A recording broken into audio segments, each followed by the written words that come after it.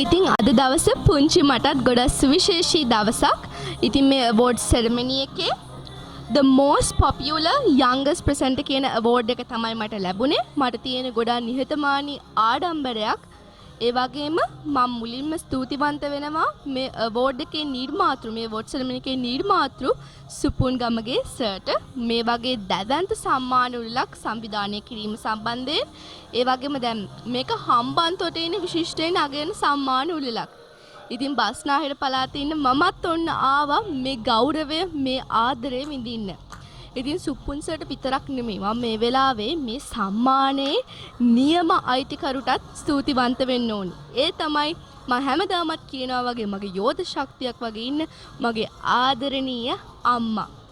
මගේ අම්මට වගේම මගේ තාත්තා මගේ ආච්චි මේ හැම කෙනෙක්ටම මම මේ වෙලාවේ බොහොම ස්තුතිවන්ත වෙනවා. ඒ විතරක් නෙමෙයි පින්න ප්‍රොඩක්ෂන් ඔයාටත් බොහොම ස්තුතියි බුද්ධික මාමටත් මම වෙලාවේ බෙහෙවින්ම ස්තුතිවන්ත වෙනවා මට මේ දෙන ධෛර්යයට. thank you